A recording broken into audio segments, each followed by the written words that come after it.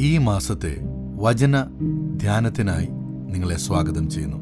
2 രാജാക്കന്മാരുടെ പുസ്തകം 3-ാം അധ്യായം 18-ാം വാക്യത്തിൽ കർത്താവിനെ സംബന്ധിച്ചിടത്തോളം വളരെ ലളിതമായ ഒരു കാര്യമാണ് അവിടെ സംഭവിച്ചത്.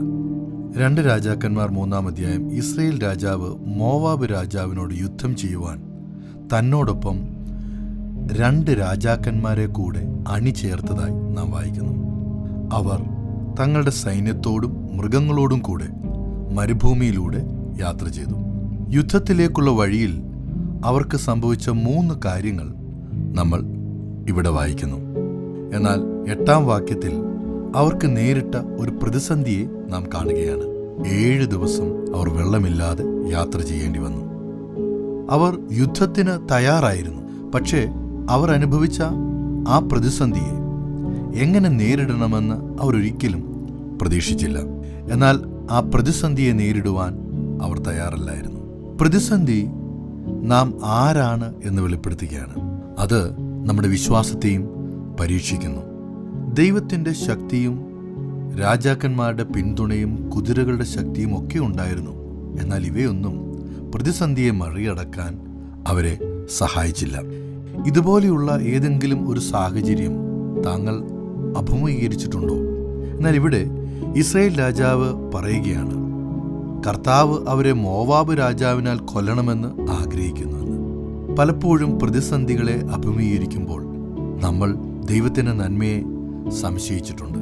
അപ്രതീക്ഷിതമായ സാഹചര്യം ദൈവത്തിൽ ആശ്രയിക്കാൻ നമ്മെ പ്രാപ്തരാക്കുകയാണ്. രണ്ടാമതായി 11-ാം വാക്യത്തിൽ അവർ അന്വേഷിക്കുകയാണ്.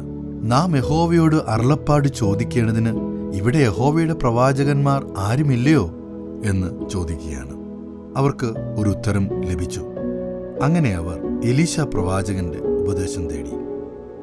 അവൻ പറഞ്ഞു, കർത്താവിന് ഇത് വളരെ നിസ്സാരമായ ഒരു കാര്യമാണ്. നമുക്കസാധ്യമെന്ന് കരുതുന്ന സാഹചര്യങ്ങൾ, നമ്മുടെ മുൻപിൽ ഭീഷണിയായി കണക്കാക്കപ്പെടുന്ന പല സാഹചര്യങ്ങളും കർത്താവിനെ സംബന്ധിച്ചിടത്തോളം അത് വളരെ ലളിതമായ കാര്യമാണ്.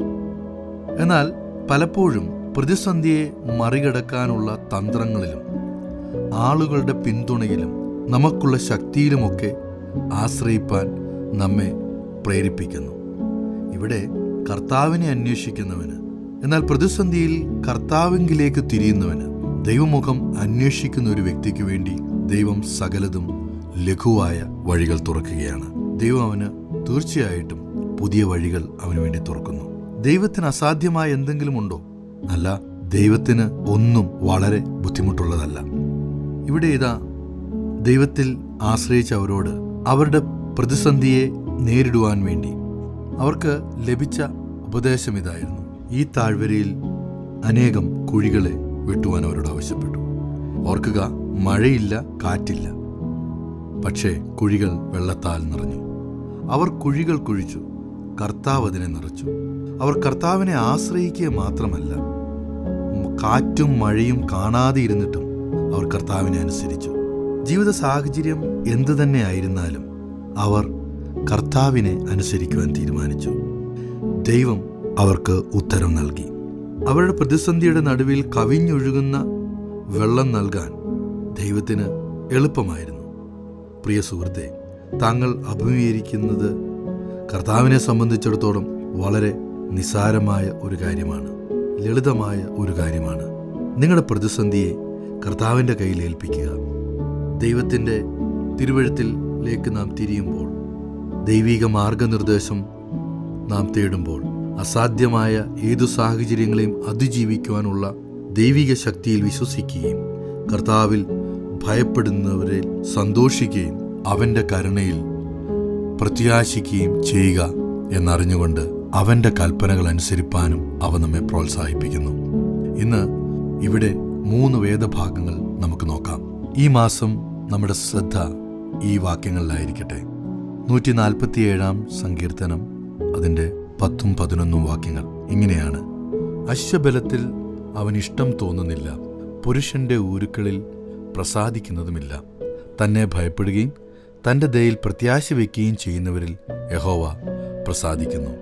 രണ്ടാമതായി നമുക്ക് കാണുവാൻ കഴിയുന്നത് 1 ദിനവൃത്താന്തം 16 അധ്യായത്തിന്റെ 11 യഹോവയെയും അവന്റെ ശക്തിയെയും തേടുവീൻ, അവന്റെ മുഖം നിരന്തരം അന്വേഷിപ്പീൻ.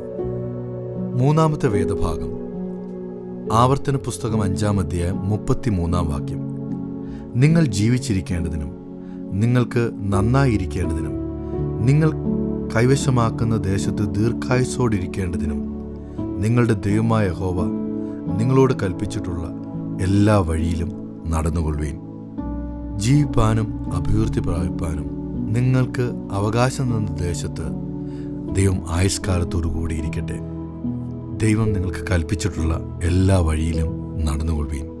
ഈ ഒരു മാസം ഒരു അനുഗ്രഹിക്കപ്പെട്ട മാസം നിങ്ങൾക്ക് ആശംസിക്കുന്നു. ഓർക്കുക, ദൈവത്തിന് ഇതൊരു ചെറിയ കാര്യമാണ്.